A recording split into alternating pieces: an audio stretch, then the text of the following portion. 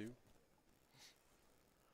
Well, good evening, Panther fans, and welcome to the Coach Doty Coaches Show, brought to you by Benoit Ford of Farmerville. I want to say a special thank you to Mr. Danny and Ms. Monica Benoit and their support of Panther football. If you're looking for a vehicle, head on up to Farmerville, and they'll take good care of you.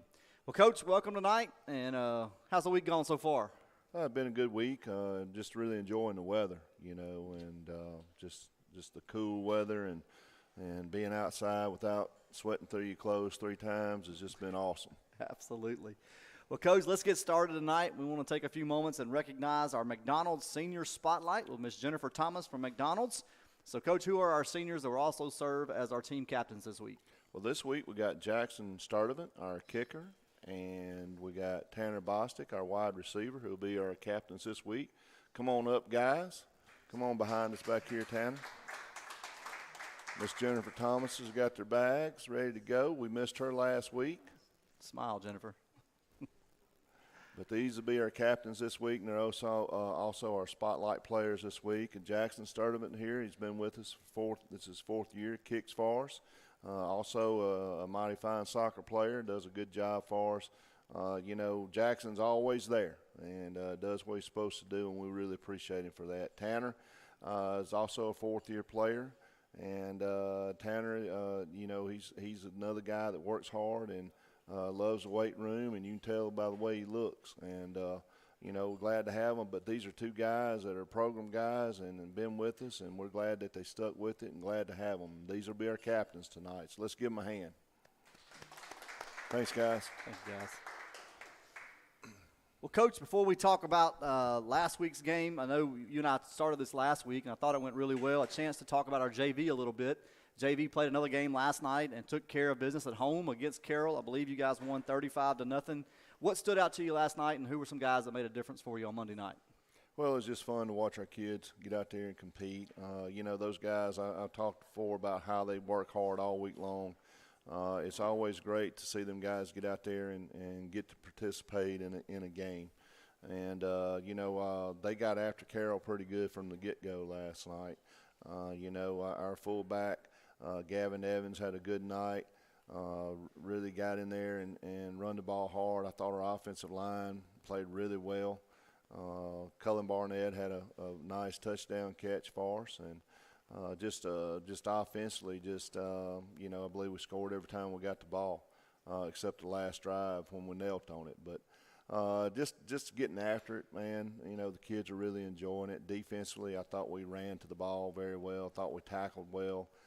Gang tackling, 2 or 3 people around the ball all the time. And it's fun. It's fun watching guys who really enjoy it. Sam Frazier's a guy last night made a couple big plays for us. And, Sam's been around the field house since I got here 7 years ago. And, that makes, when Sam was in the 1st or 2nd grade, he was around the field house playing football and hanging out with those guys. So, you can tell it means something to Sam to be a Panther. And he just made a couple great plays last night, along with some other guys. And I hate to just go through and miss people. But, we see Jack Henry getting better. This is only his 2nd year to play football, so he's getting better. And it's just a fun group to watch. So really proud for them. And, we got one more game left. It'll be the week after fall break. We go to Wasman. That'll be our last JV game. So, these guys got a chance to put together an undefeated season. So, they're excited about that opportunity. So we'll work here in the next 2 weeks and try to get better and go down there to Wasman and finish this thing up. Well, Coach, if folks want to go watch that game in a couple of weeks at Wasman, what's the admission into a JV game? Well, we charge $5. Okay. And it'll start at 6 o'clock down there, and I figure Wasman will charge $5 as well. So, but yeah, it'll be a fun atmosphere down there. I don't know what they've done, and right now we just hope they'll play. We want to finish this season, and we've been very fortunate that we've only missed one JV game, and a lot of times when you schedule 7 or 8, you end up playing 4 or 5. So, right. And that was a weather-related incident. So just excited they're getting to play and getting better. Yeah. Well, Coach, again, congratulations to those guys, and always fun to win. Speaking of winning, Friday night you guys are able to get back on the right side of the scoreboard with a big 36-20 win down at Richwood. And so, Coach, you said your primary or the one thing you wanted to get better at last week was on the scoreboard. So how's it feel sitting here on Tuesday talking about a win versus the last couple of weeks? Well, I mean, it feels great, and I thought we beat a good team, and but it was a fun game, and I thought our kids went out and did what they had to do, especially offensively early, and we made a big interception. I think that kind of changed the game because instead of waiting for something bad to happen, we made something good happen. Yeah. But it was a fun game. I enjoyed it. Well, Coach, you mentioned that Richwood offense really, and you and I talked about the speed that they had, especially I believe Butler was number 0 back in the backfield, really a kid that can move. Quarterback seemed to do a good job with their kind of RPO type style of things that they did. But your defense seemed to rise to the challenge. You held them to 6 points in the first half, and I think in the first 3 quarters. What were your thoughts on your defense first half into the second half? Much improved. Much improved alignment, much improved tackling, much improved coverage. Just saw a lot more good things this week than we've been seeing. And listen, Richwood is fast, if not faster, than anybody we played. So we're in the right places, and our kids, made big plays when they had to make a play. And I think we were 36-6 with 5 minutes left to go in the game. So it was a good job by our defense, but man, we played so many young kids. Yeah. We ended up playing three different freshmen on defense, and I think we ended up playing maybe 3 or 4 sophomores. Offensively, we played. I think we had 8 sophomores that played. This was during when the game was on the line type stuff. So, just playing a lot of young guys, but those guys rose to the occasion. Yeah, Coach, I thought defensively, you guys did. There was a little bit more of a swarm mentality to the football. It wasn't a lot of one-on-one matchups. You had guys that seemed to flock to the football and fly to the ball. And it was good to see, just from a fan perspective, just seeing those guys beginning to kind of crank it up a gear.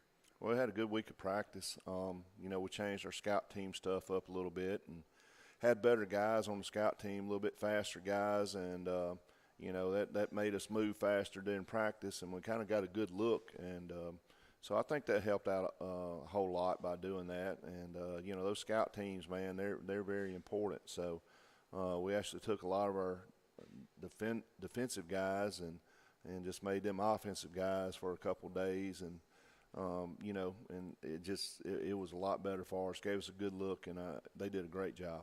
Well, Coach, offensively, you guys came out and really kind of just went downhill straight at them and had some success. You got a couple of sustained drives and were able to put a couple scores on the board before halftime. What were you guys seeing from your offense and just being able to control the ball in that first half? Well, we were shifting our front, and occasionally, they would overshift or undershift and kind of got them out of position, and it's kind of opened up our veer really well and got our toss going a little bit. But they had trouble with the shift a little bit, and we thought they might. And I told Bobby and them last week, they just wanted to do this and that, and I said, what I'd really love to see is us just hammer them. And drive them off the ball and let them know that we're going to be here all night. Yeah. This is what we're going to do. And boy, they're big and fast and physical and up front, and they stoned us several times trying to run the ball. But we stuck to the game plan. Third quarter comes out, and your defense pitches a shutout. You get 21 points from your offense. How did you feel your guys responded to whatever you said to them, or maybe what did you say to them at halftime that really got them kind of locked in even more so that third quarter? Well, for the first time this year, we got the ball after halftime. Yeah.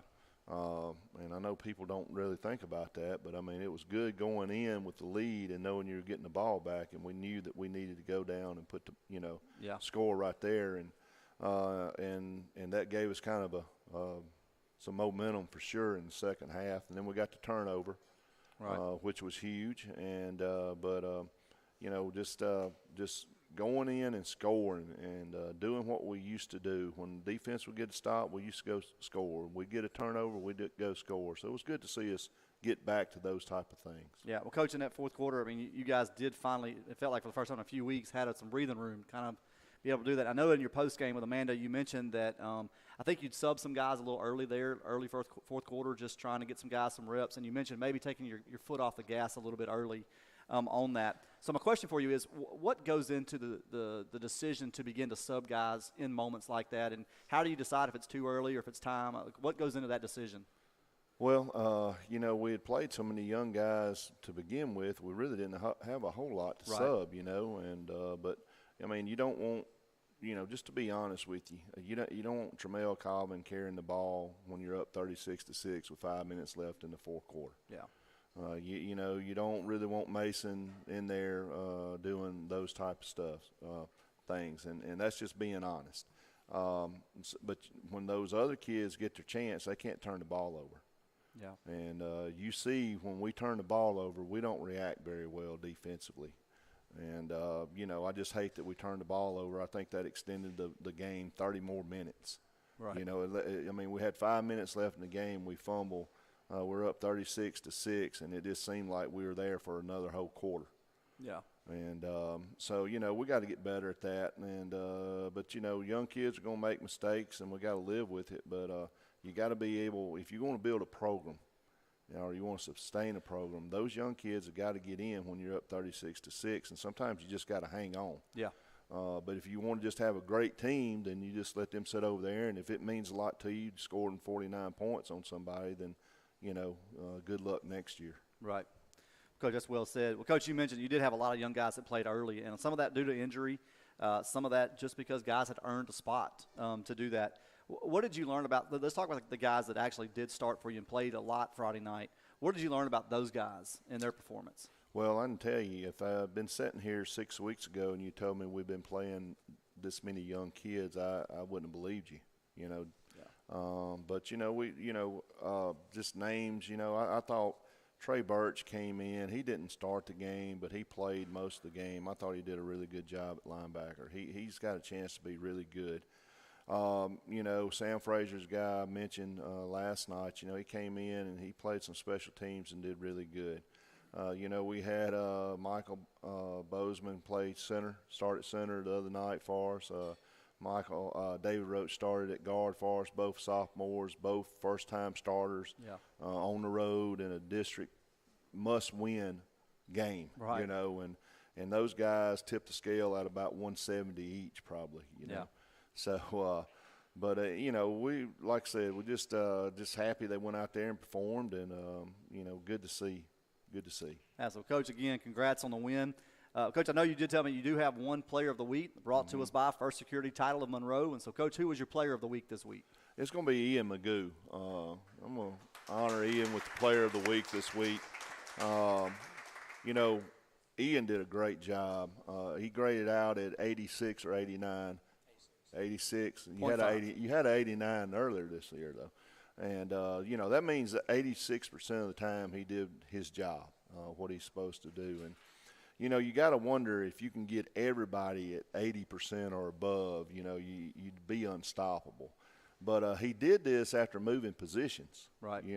He's been starting for us at center, and we had an injury that, that he had to move out to tackle for. And that was the reason why Bozeman had to come in and start at center for us. So, this guy worked basically 2.5 days at a new position and graded out at 86%. And, it just means a lot to Ian. Yeah. That's obvious. And, the losses hurt him. The wins feel good to him. And he's a team leader. He doesn't say a whole lot, but he doesn't have to. But, I guarantee you all of our guys respect him, and so do I. And he's our player of the week, and let's give him a big hand. Congrats again. Thanks, bud. Well, folks, we're going to take a quick break and be right back with more of the Lee Doty Coaches Show in just a moment.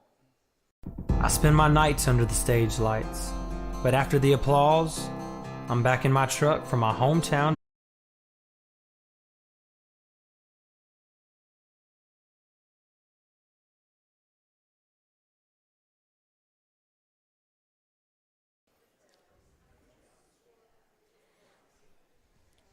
Well, folks, welcome back to the Lee Doty Coaches Show, brought to you by Benoit Ford of Farmerville. Well, Coach, this week you guys make it back home for homecoming week to take on the Bastrop Rams. And a homecoming week, I know there's a lot of things that happen and go on with that. And so, Coach, before we talk about Bastrop coming to town, how do you manage keeping your team focused in a week like this when you've got dress-up days, you've got the homecoming court, and all those things that are happening? So you want to balance, keeping your kids focused, but also letting them enjoy kind of the week. How do you kind of approach this week? I don't think you can. Be honest about it. Keep them 100% focused. It's just too much going on. What you hope is you go out and you have good, crisp practices and, get them out in time to go do the things they want to do because they're still students too. So, mainly what we want to do is when we have them, make sure that they're focused when we have them.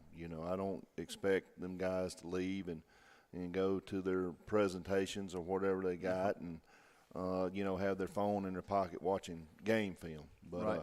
I do expect when we have them to be focused and ready to go. And that's worked for us in the past. And you just hope that, it doesn't disrupt a whole lot of stuff during the school day is what you worry about more than any time. But our kids, when they're with us, they're focused. And, I think we'll be okay with that part.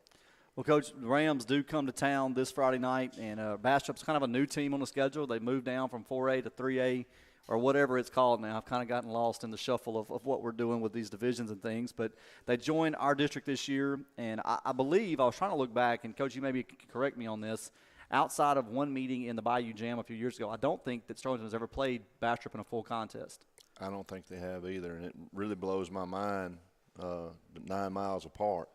Yeah. And, and they never played. So, when the last coach was up there, Adrian, we talked about it, and, we thought we had it worked out, and then somebody had another date. And, it's been attempted several times, but it just ain't never worked out since I've been here. So, but, yeah, I think it's, it is the first time. I don't know, Miss Lucius. You remember? I couldn't find it, and I've got a few years of history here and access to some more, but I couldn't find it. I think it's the first time. Well, first meeting with between the two schools, of course, a district meeting, so it wasn't really even a scheduling thing. It just had to happen. And Coach Bastrop comes in, and they've got a 1-4 record. They did get a win against Faraday, but the other weeks some lopsided losses in that. When you've looked at kind of their schedule, who they played, watched some film on them, what can you tell us about Bastrop this week? Well, I think they kind of got a front-loaded schedule in the district, having to play, you line up and got to play Union Parish and you got to line up and play Carroll, that's your first 2 district games. That's kind of front-loaded, that's rough right there. And, there's a lot of people that would take those 2 on the chin. But they're a young team. I counted today. I think they have 11 seniors. And then they have 34 10th and 11th graders. So, it's still a young team. I think they only got like 6 freshmen. It's a weird alignment how they got, but, they got 20-something sophomores and 14 or so juniors, Yeah. So, they're building a team for next year for sure. But, they got some guys that's scary, good, big, good-looking guys who can run. Their quarterback can absolutely fly, which always gives us trouble. I think the running back's a good player. They got a couple guys who can catch it. Defensively, they're long and tall and can run. They look a lot like Richwood, maybe not quite as big on the defensive line. But, they certainly got the ingredients there to give us some trouble. Well, Coach, they do bring another spread to the table, and you mentioned the quarterback and the running back. Just looking at some film against Union Parish, Carroll, and I believe Faraday, maybe another one I watched, seemed like they like to throw the ball a lot. So as you kind of coach up DBs and defensive line, with this quarterback, you mentioned from time to time that if you can get a guy off his spot, but if this guy's mobile, what's your approach to him and kind of trying to contain him running and throwing? Well, I thought last week we did a good job in just dropping. And, we talked about that last week about just dropping and getting out of man and combo. We're just going to drop and try to keep everything in front of us, come up and tackle. And I thought we did a good job. I thought we've had 2 really good days of practice this week working on that again.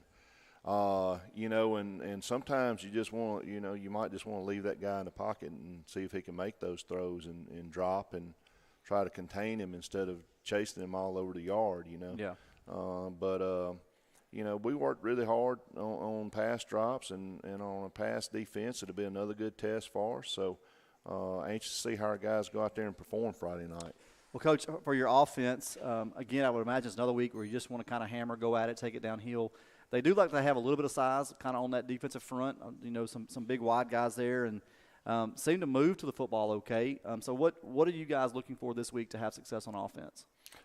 Just more of the same, hopefully be able to throw the ball more than we have. Worked on pass blocking, we're not very good at that, just to be honest with you. We're not very good at pass blocking right now, so it's hard to drop your quarterback back there and tell him to throw the ball when it's 10 people on him. And we've worked hard on that this week, and we got Will back this week at tackle. That's going to help. We're getting closer to getting all of our guys back healthy, offensive line wise, and that's going to be great to have that because we've missed them. Yeah. So, but yeah, I think we'll have opportunity to run the ball some for sure, and but just trying to get them out of position some, and you don't want to run at their best players. You want to run at the guys that are not as good. So right. Trying to figure that out, and sometimes that takes a few snaps in the games to really find out who wants it and who don't. Yeah. Well, Coach, one other thing I noticed about them, and this is just something I noticed, and I imagine we'll see it Friday night, and maybe they may do different things, but their kickoff alignment was pretty interesting to me. They actually drop almost like an offensive line down before they kick the football. Have you ever seen anything like that, or can you tell me what the advantage is of approaching it like that? I haven't seen anything like it, but, I ain't going to tell you I might not try it. Well, that works. But I'd never seen it before. I think they get those guys in a sprinter stance, and they, it's instead of getting a 4-yard running start, they just come out of a sprinter stance, and I don't know if it makes it harder for you to count them, who you're going to block, and I don't know, but it's unique, and I kind of like it. Yeah. Well, I was just curious if it, looking at it, and then I thought, does that open up some opportunities, and is it good enough that maybe it's just catch it and move to the offense? I don't know, man. It'd be nice to take one to the house, though. Always. We worked on kickoff return and punt return. It would be nice to take one to the house, but it's a unique formation, and like I said, those guys getting in sprinter stance and getting down there, and like I said, I don't know why they do it, but it might be a question I'll ask him after the game. Here we go. There we go. Well, good luck this week, Coach. And Panther fans want to remind you, Sterlington versus Bastrop this Friday night at 7 o'clock, Panther Stadium for homecoming. If you can't make it, you can catch us on YouTube beginning at 6:15 with a replay of this coach's show. And then about 6:50, myself and William Handy will get you set for kickoff. Kickoff right at 7 o'clock. You can also go to shspantherfootball.com, catch the highlight videos, the hype video, game replays, and so much more. So I encourage you to go and check that out. And then also on Friday night, you'll find the Watch Live live stream link there on that same webpage. So hope that you'll join us for that. Coach, any final thoughts and words tonight before we wrap this up? Well, we'll have homecoming during halftime Friday night, and all the girls will be dressed up real pretty, and hope everybody come see them. And we'll announce the queen that night at halftime, so I know everybody's excited about that too. So we need a really big crowd. It's homecoming. We only do this once a year. And hopefully everybody come out and join us and have a great night of football. Well, weather should be perfect, Coach, so it should be a great night for some football in Panther Stadium. Well, folks, thanks for joining us tonight. Such a good time always here at Frenchman's Bend. Thank you to Ms. Bonnie and the team that provided this opportunity for us to be here. Thank you to the fans that came out tonight, players that were here, and we hope that you'll come join us on Friday night as the Panthers take on Bastrop for homecoming, 7 o'clock at Panther Stadium. Have a great week, and we'll see you next week. Go Panthers. I spend my nights under the stage lights, but after the applause, I'm back in my truck from my hometown dealer, Benoit Motors. The country roads of Louisiana are my soul, and Benoit Motors gets who I am and who we are. They are proud to be a dealership for the everyday American. Join me and become a member of their family. Benoit Motors, they're with you for all your life's big moments and all the miles in between. This broadcast is copyrighted by Empire Media and Management. Any unauthorized reproduction is strictly prohibited.